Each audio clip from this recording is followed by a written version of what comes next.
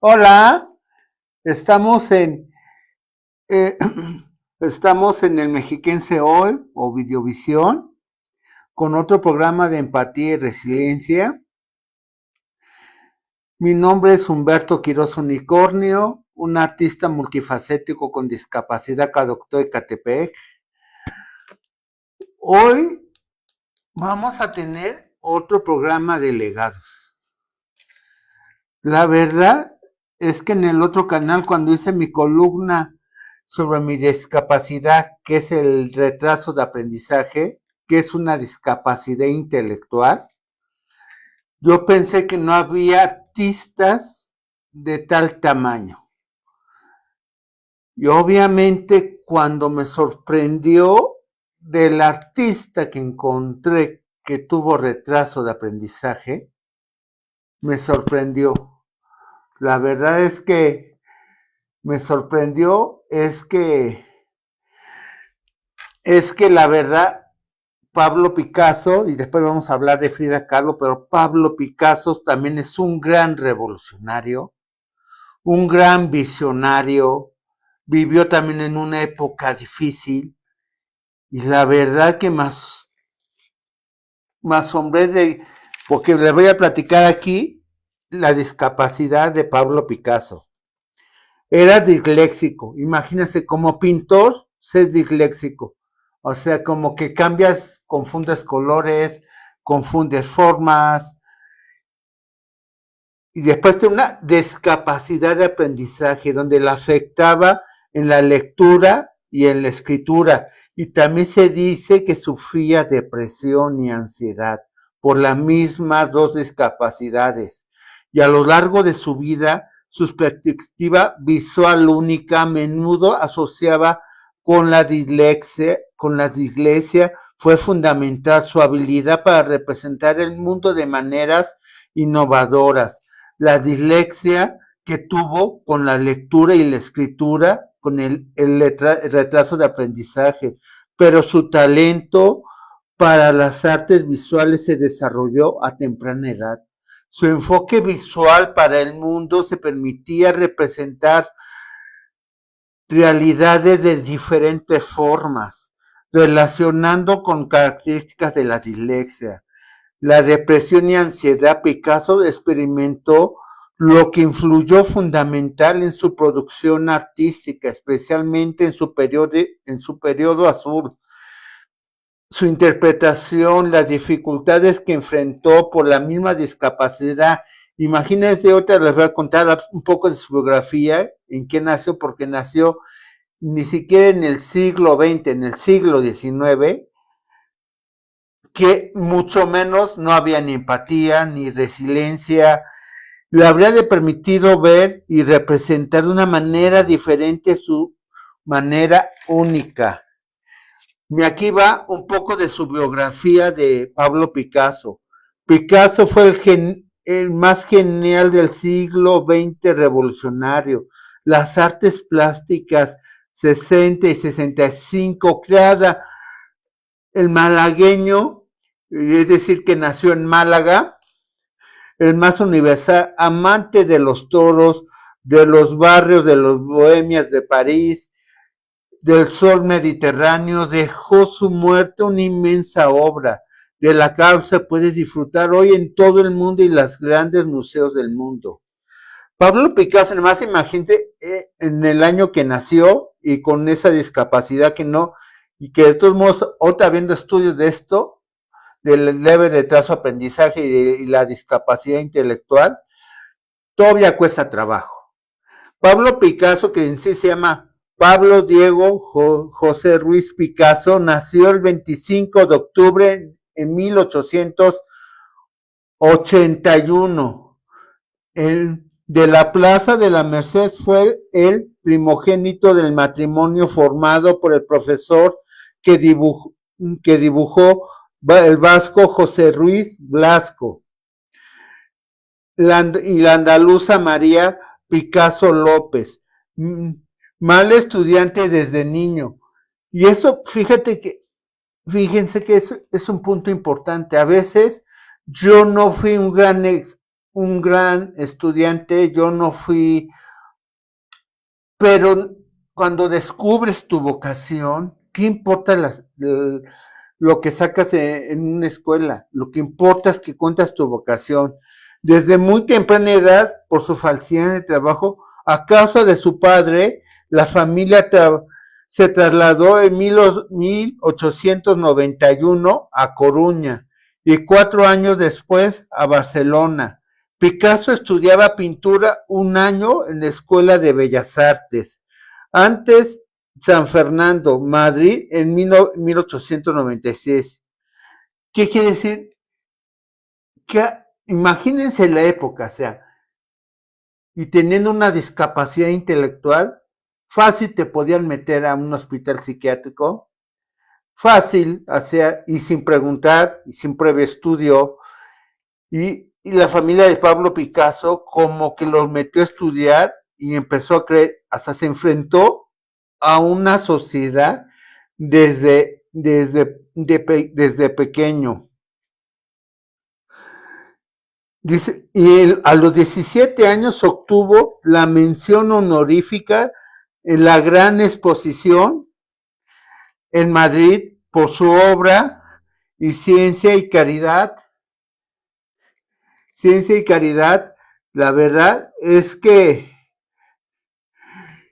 agradezco a Reina que está aquí. La verdad que gracias por tu apoyo y gracias por, desde que yo llegué aquí al Mexiquense y quitarme los 2 votos junto con Carla M. Vázquez, la verdad que lo agradezco mucho.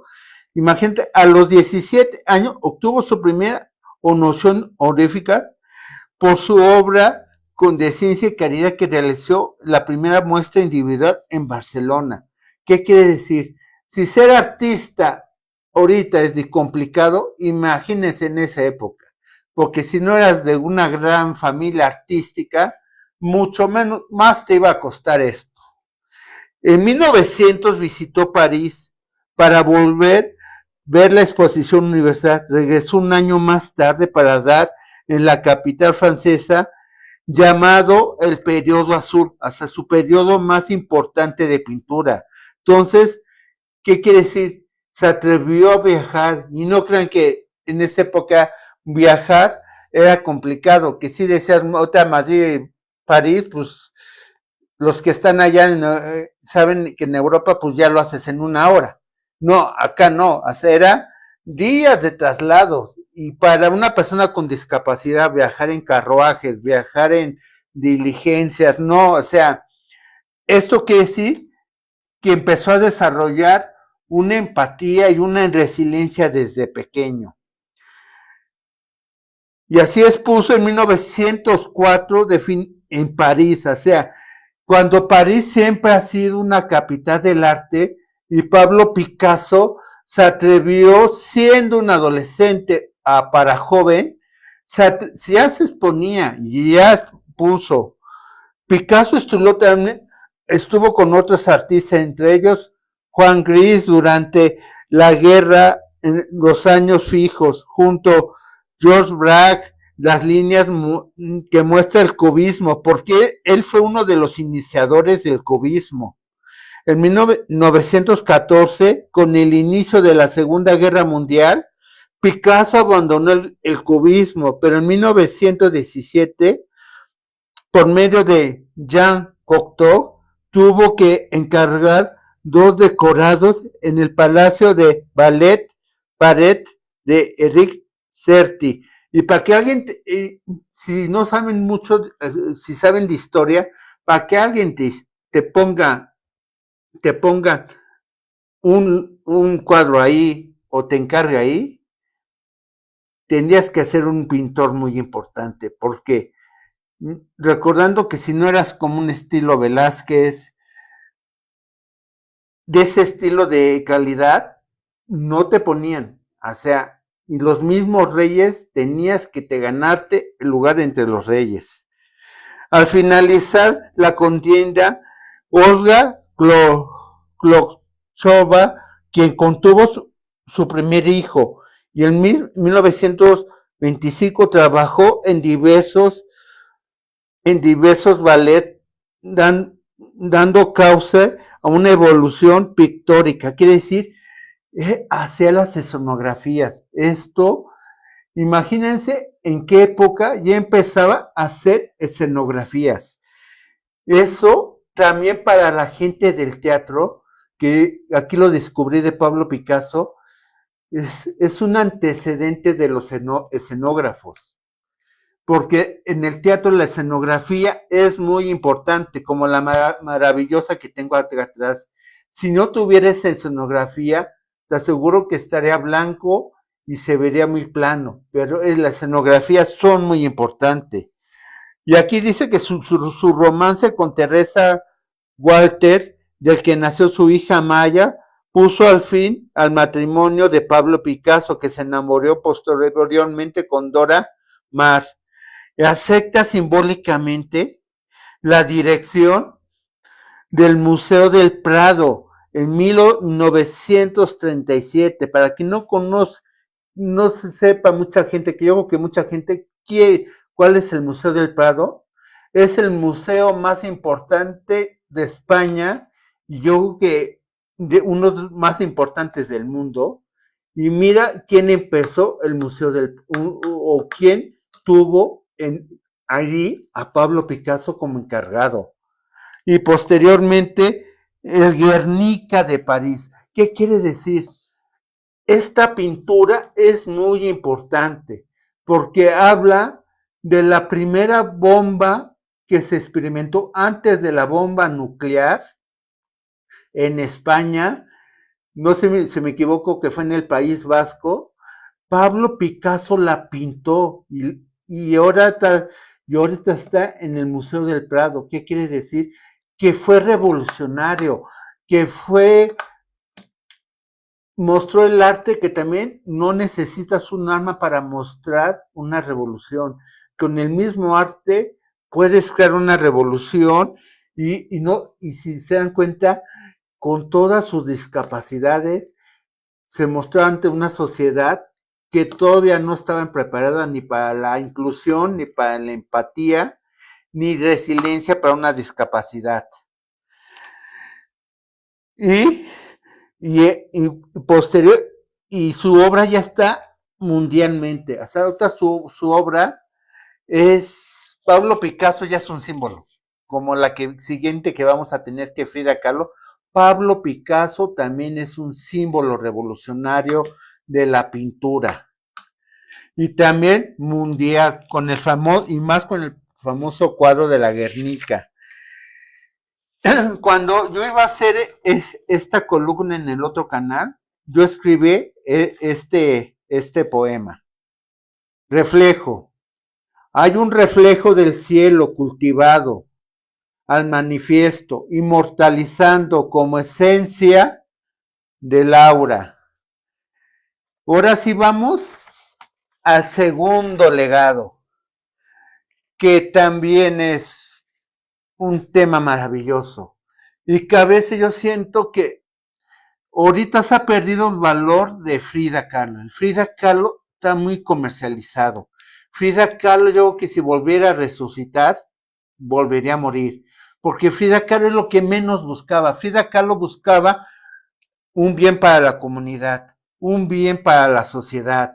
No buscaba que la comercialicen, no buscaba ser una bandera de una tienda, ya sabes, de todas esas tiendas comerciales. Buscaba una lucha social. Y aquí les voy a contar. Frida Kahlo nació en la Ciudad de México en 1907 y falleció en 1954. Una de las artistas más influyentes del siglo XX, en la empatía y resiliencia desde las adversidades que sufrió, provocó una discapacidad, un accidente que sufrió a los 18 años por un accidente de autobús.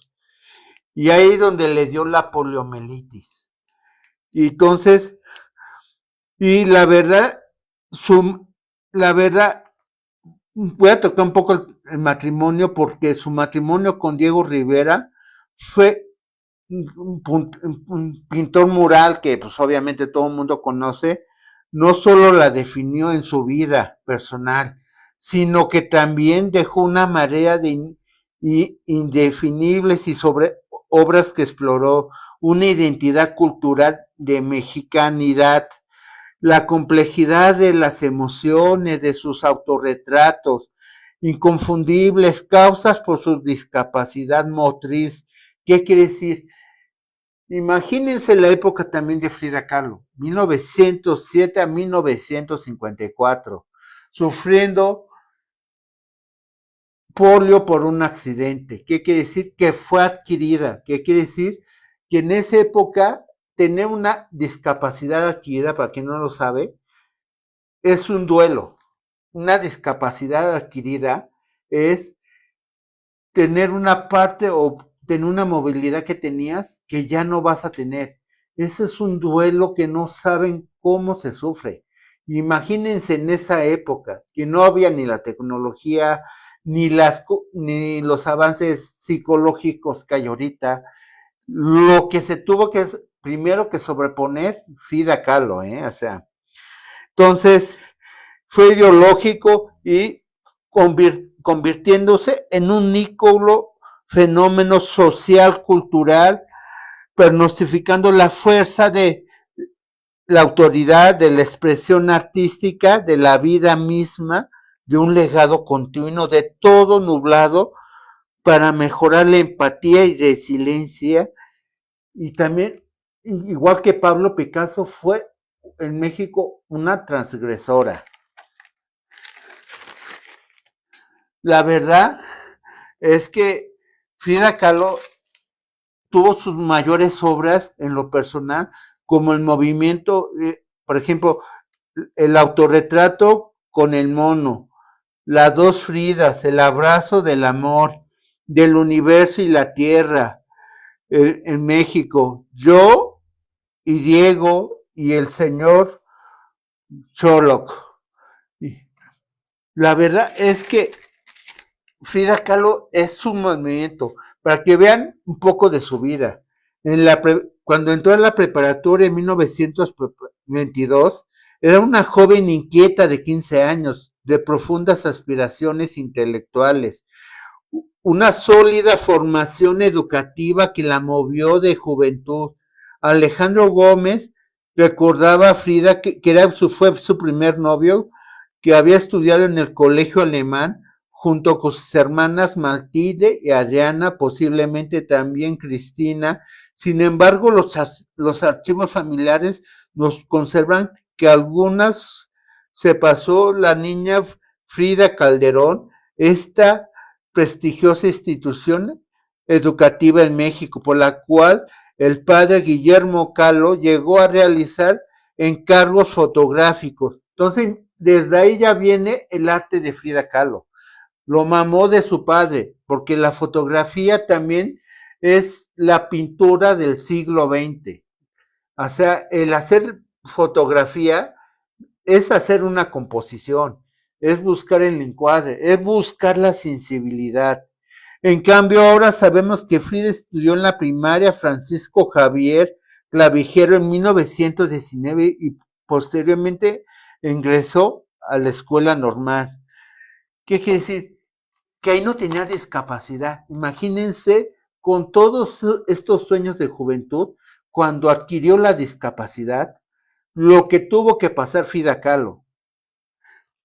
3 años después, en 1925, Frida solicitaría el permiso para inscribirse en las clases nocturnas del Nacional de Preparatoria, que a pesar de su discapacidad, si recuerdan el legado pasado con Gabriela Vime, no siempre dejó de estudiar, a pesar de su discapacidad. Aquí Frida Kahlo también fue una resiliencia, que a pesar que iba perdiendo movilidad, sí quería seguir estudiando. Las dificultades que atravesaba su familia, no podría asistir a los cursos de oírnos. Frida ansiaba terminar los estudios de preparatoria, o sea que no se rendía, ingresar a la facultad, ya que deseaba estudiar medicina. O sea, era una mujer, era desde joven fue una mujer con ambiciones. Tan solo 6 meses después que sufría el terrible accidente en que formó definitivamente su vida. ¿Qué quiere decir? En lugar de vencerse, se ensalzó, o sea, vivió la época de negación y aceptación, sin que no hubiera conceptos en esa época de esa vida.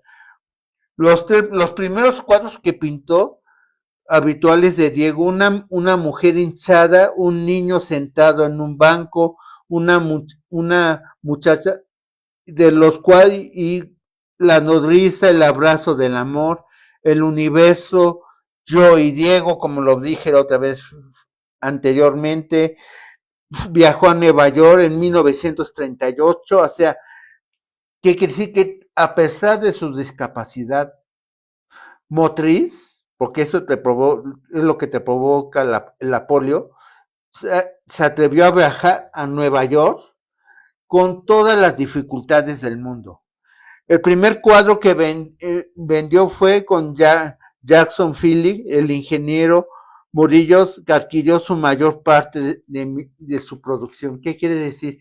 Que cuando viajaba, pintaba, o sea, y se llenaba de cultura. Entonces, esa pintura es es un reflejo de lo que ella vivía y de su resiliencia constante que ella tenía.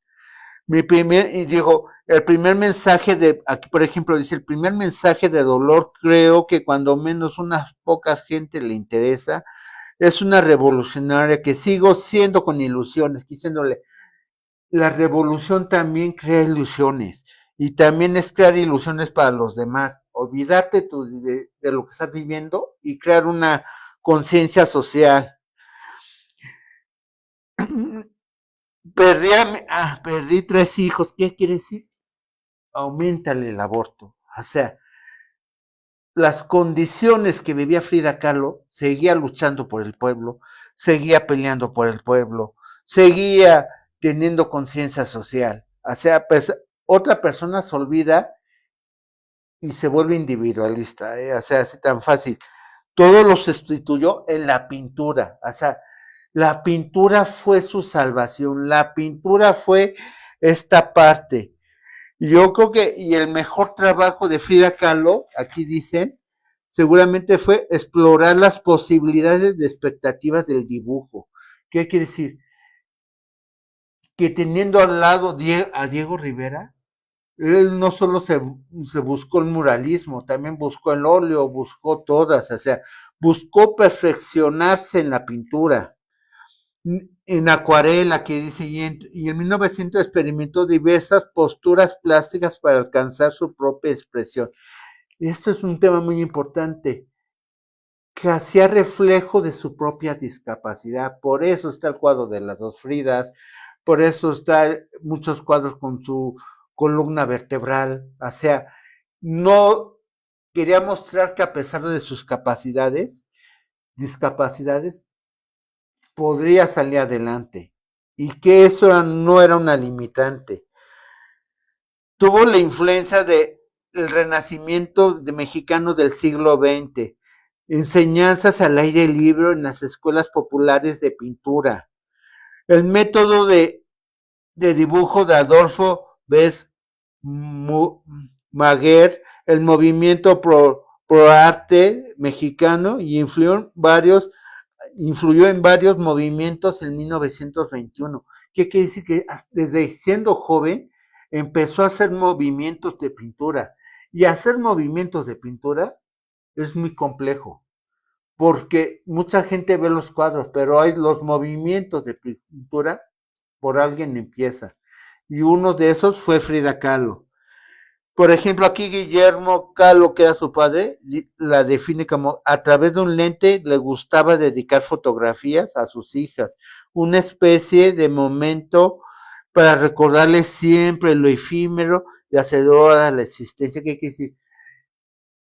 Que la vida y la felicidad son momentos, son existencias, estés viviendo lo que estés viviendo, son existencias y Frida Kahlo siempre lo plasmaba. Y Adriana Carlos, su segunda hija, fue a parecer su modelo predilecta.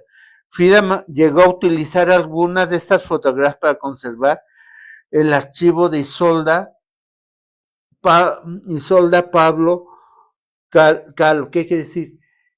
Que se inspiraba también en su entorno, o sea, era como que no que se olvidaba no que no se olvidaba de la discapacidad, sabía que la tenía, pero se ocupaba de lo demás. La verdad es que Frida Kahlo es impresionante, o sea, por eso siento que ahorita la están mal utilizando a Frida Kahlo, o sea, la están mal, o sea, yo siento que Frida Kahlo lo que buscaba era otra cosa. Frida Kahlo era una conciencia social. Frida Kahlo era más que marcas comerciales. Frida buscó aferrarse y pasar, a pesar de sus enfermedades en el periodo físico de su cuerpo, fue una mujer que no se abandonaba a su suerte, siempre buscó salir adelante, que siempre fue resiliente. La pintura se convirtió en un estímulo insaciable. En 1950 su espíritu creativo entró en la última fase. Los cuadros pintados en la década que muestran procesos innegables en una profunda reflexión transitó hacia un estado interior. ¿Y qué quiere decir? Que dentro del olor sacaba belleza. Lo terrible de la verdad que no tenía fuerzas para seguir pintando, junto, junto con las pinturas en la etapa de 1950 a 1954. Que en su última etapa, en su etapa con más dolor. Y finalmente la respuesta fue que tendremos aspectos sobre su obra. La verdad es que su obra es su misma resiliencia. Aquí se está mostrando que la obra de Frida Kahlo era la misma resiliencia que tenía. En los años 30 contestó durante muchos años en San Francisco, o sea, es lo que te digo, nunca paró de viajar.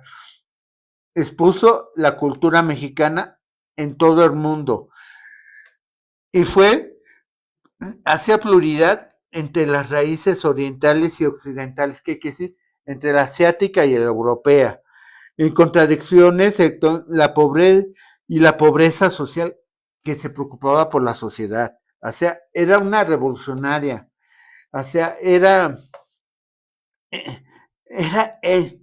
yo creo que sin estos legados como Pablo Picasso y otra, como estamos viendo Frida Kahlo, nosotros como activistas, yo en mi caso como activista en pro de la discapacidad, no haríamos lo que estuviéramos haciendo sin estos legados, porque ellos sí eran luchas muy, muy terribles.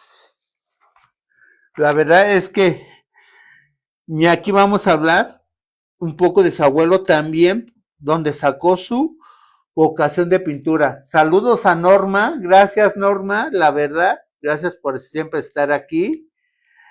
Y, y con estos dos hermosos legados, la verdad. Y creo que esto a Abby le va a encantar porque también a Frida Kahlo fue una gran revolucionaria.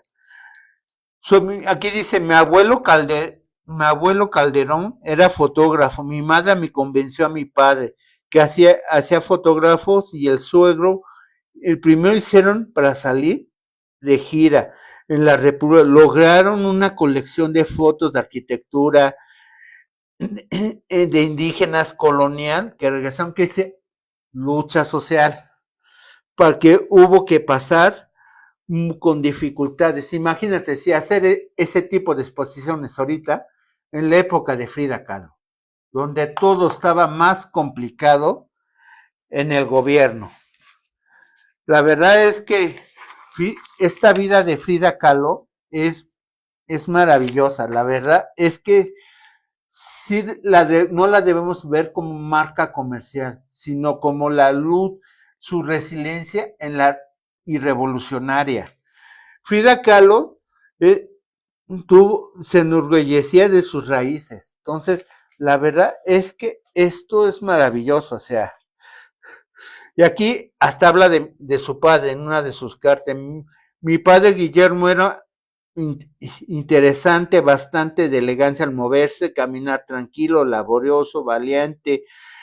Solo tenía amigos, uno de era el argote que dejaba. Mi padre viajó, jugó al ajedrez, porque Frida Kahlo jugaba al ajedrez, o sea, tomando café. Mi padre nació en Western Alemania, entonces, ¿qué quiere decir? Tuvo unas raíces culturales potentes. El testimonio de Frida Kahlo es muy valioso por su propia existencia, la existencia que ha provocado una realidad tan alarmante que ahorita creo que lo estamos viviendo. Ambu, ambu, eriza y aparte, como dice, era transgresora. Cuando no existía, yo que esa palabra transgresora es uno de los artistas, de los primeros artistas transgresores. Yo creo que había antes otros, pero del siglo XX fue de los artistas más transgresores. En su tiempo tuvo sufrimientos que habitaba golosamente, los padecimientos tallaban consecuencias. ¿Qué quiere decir? Tuvo sufriendo constantemente dolores y hasta ello se propuso. La verdad es que Frida Kahlo es una maravillosa experiencia. Cuando era niña siempre la vestían de moño. Cuando empezaba a pintar, eligió el traje masculino. ¿Qué quiere decir? Se puso, como dice, se remangó las mangas por la lucha.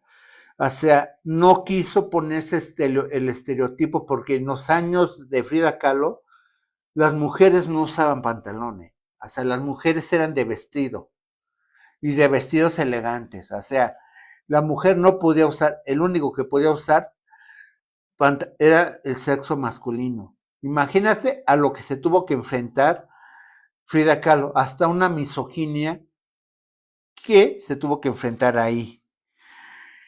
Y siempre tuvo manos alargadas, cubiertas de oro y plata, y de distintos collares. ¿Qué quiere decir? Que ser revolucionario no significa quitar la feminidad.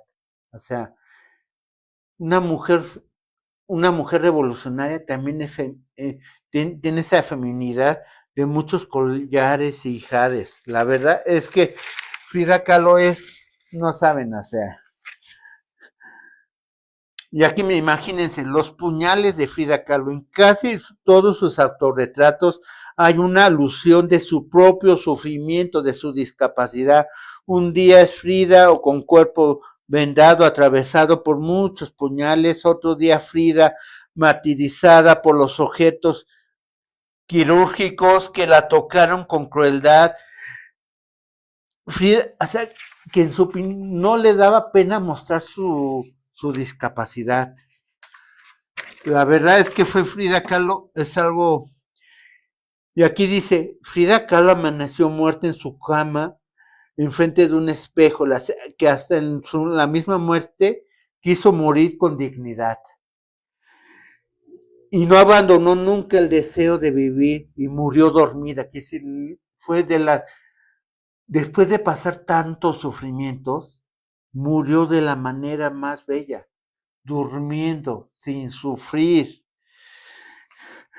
Y por eso dicen que su muerte folclórica, las calaveras de azúcar, las cosas dolorosas, ahorita que viene el día de muerte, Dulce disfrazada en colorines, hospitales ingleses, o sea, se la pasaba, pero eso no le impedía pintar, eso no le impedía mostrar su revolución, eso no le impedía. Yo creo que ella fue la primera en pro de la discapacidad junto con Pablo Picasso. O sea, como que dice, demostraba su discapacidad. Y resultaron y dicen aquí que resultaron cuadros espirituales y religiosos descubiertos con correspondencia para evaluar un profundo impacto formando que tuvieron la enseñanza. ¿Qué quiere decir? Frida Kahlo ayudaba a las gentes. O sea, era una pro que con toda la discapacidad salía adelante. Y, y por ejemplo aquí doña Isolda, que era su tía, dice, buscaba desenterrar vida íntima a su tía y guardó celosamente cartas, fotografías y recuerdos. Porque ahorita les voy a leer también, porque Frida Kahlo también fue literaria. Aquí ahorita les voy a leer una pequeña carta de Frida Kahlo, ¿eh? Imagínate, para una de sus pinturas le quitaron hasta el vendaje y sus heridas que cicatrizaron.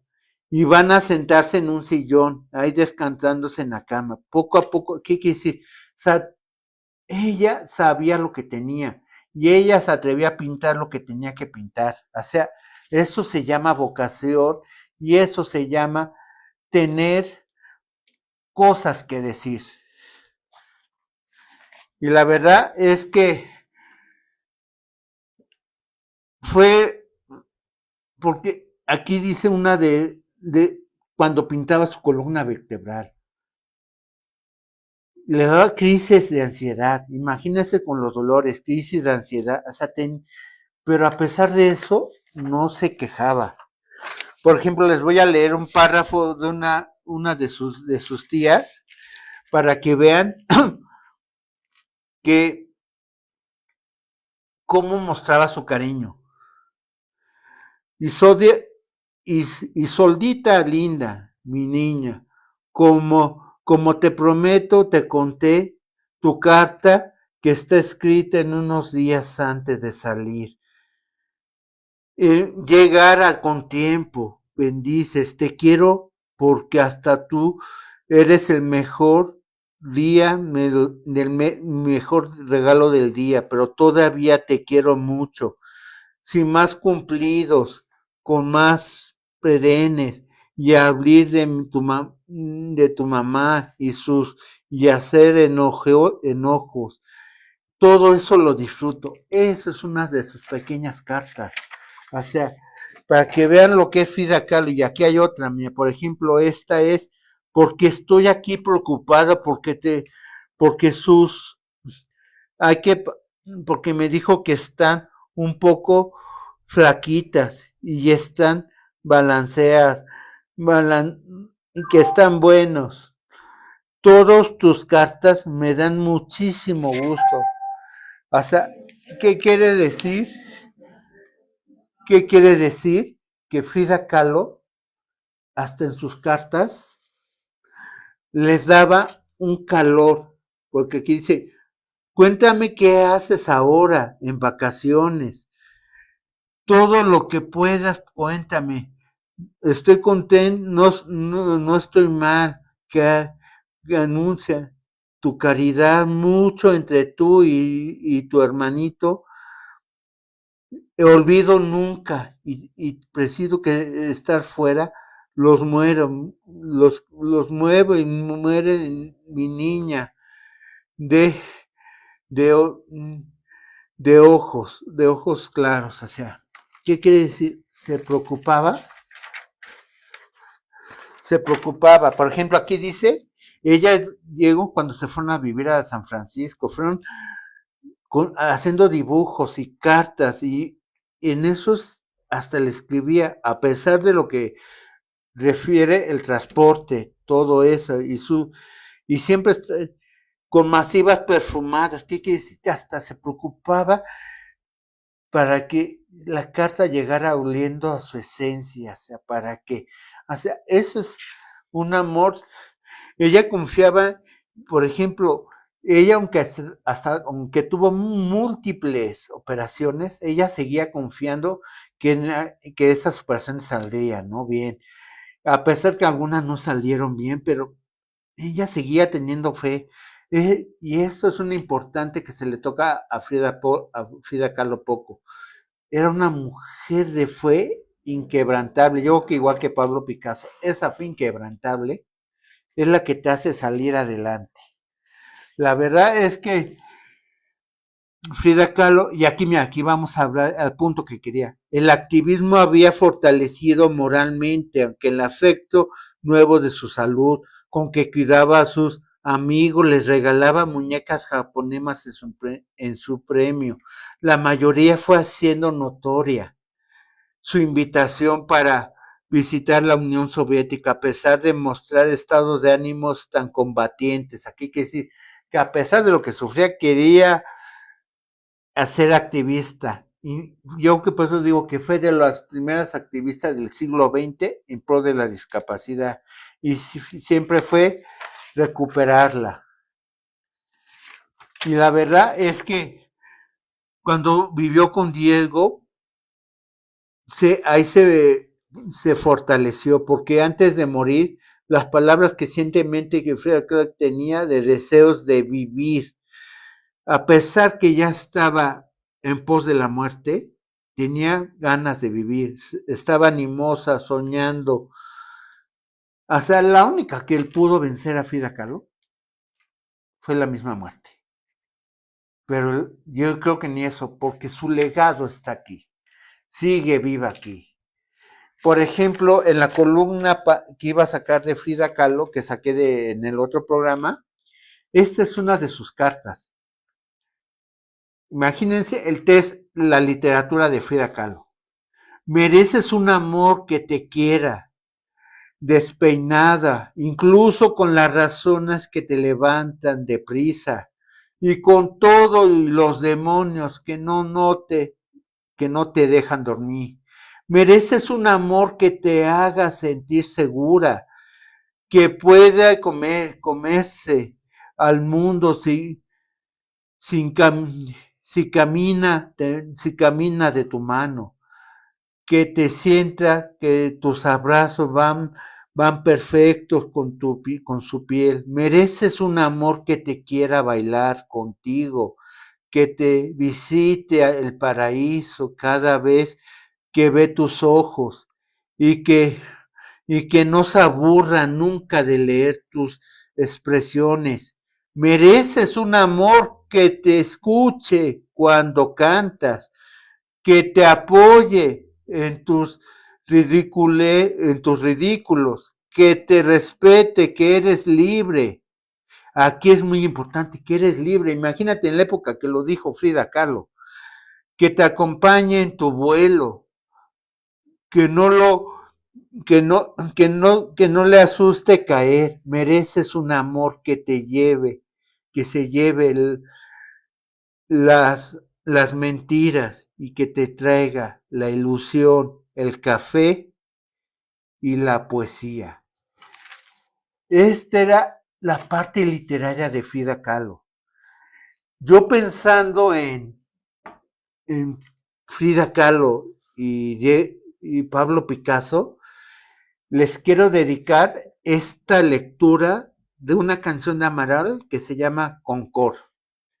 Qué verdad, qué triste realidad. Surgió de la nada, se alza ante mí. Me siento pequeña, pero nunca más confundida. ¿Cómo fue? ¿Qué tal la sensación de ver cómo ardían por ti tus manos en el fuego? Ya nada será igual. Es el final de la inconsciencia. Ya no verás volar el concurso sobre nuestras cabezas. Y iba a ser una canción cruel, escrita en tu honor, que sacará de mí este veneno. Pero un sueño vi, que tu alma destrozada, y al despertar lloré, porque una vez creí ser tu hermana. Ya nada será igual y al final de la inconsciencia ya no verás volar el Concorde sobre nuestras cabezas. Ya no verás volar el Concorde sobre nuestras cabezas. Y para terminar con estos dos legados y el poema, y antes de la pieza de flauta, le escribí este poema a Frida Kahlo. Arte. Arte transgresor, desde el resplandor eternecedor, perennemente enalteciéndose el paisaje. Y dije, ¿qué pieza de flauta merece este par de legados? Una canción de mis grupos que me cambió la vida, que es Duncan Du, y su canción que se llama En algún lugar, que fue escrita por que hay un lugar para encontrar paz. Y ahí va, en algún lugar.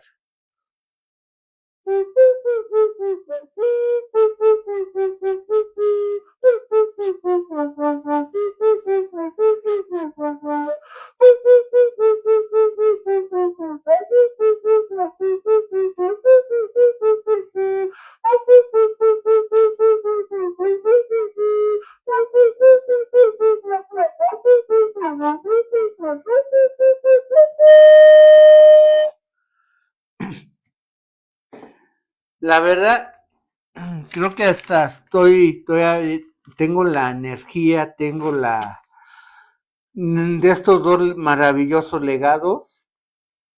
El próximo jueves 13 de noviembre vamos a tener dos grandes leyendas vivas de Catepec que formaron al unicornio. Una, Irene Rodríguez, una gran promotora cultural, también es artista, aunque mucha gente no la conoce aquí en Catepec, pero es una gran artista y la verdad que me ayudó también a hacer mucha promotoría cultural de verdad, de calle. Y Gerardo A. Tobar, también otro gran, es artista, filósofo de aquí de Catepec. Van a ver qué tipo de leyendas y que también ayudan a la discapacidad, ayudan a la cuestión social, ayudan hacia, es otra que se desprende. Y el 27 de noviembre van a ver que también un par de legados. El primero, Marilyn Monroe. Ella sufría de endometriosis, dialexia, tartamudez, que es también retraso de aprendizaje, y miedo al escénico. Entonces, imagínense lo que va a ser mostrar ese legado, que detrás de esa gran belleza, detrás de esa gran virtud, lo que luchaba internamente, y a Charles Dickens. Ella, imagínense, él tenía autismo, que aquí le dicen síndrome de Pickwick y bipolaridad. Imagínense Charles Dickens, que escribió a Moby Dick, una de las novelas más, yo que si no llega a la Biblia, se acerca a la Biblia, y obviamente sus personajes. ¿Qué es ese mundo literario en el autismo? Entonces, cuando en su época también era triste cómo no había esos tratamientos que hay ahorita en el autismo. Entonces, imagínate, el 27 de noviembre, Marilyn Monroe y Charles Dickens. Entonces, la verdad que agradezco a Maricruz García en su apoyo a la producción y al licenciado Juan Manuel Padrón, bueno, de aquí del Mexiquense Hoy y Villovisión, el director general, por su apoyo. La verdad, todavía sigo teniendo la energía y nos vemos el 13 de noviembre con estas dos leyendas vivas de Ecatepec. Van a ver qué también que están legando un legado en vida aquí en Ecatepec. Muchas gracias y nos vemos el 13 de noviembre.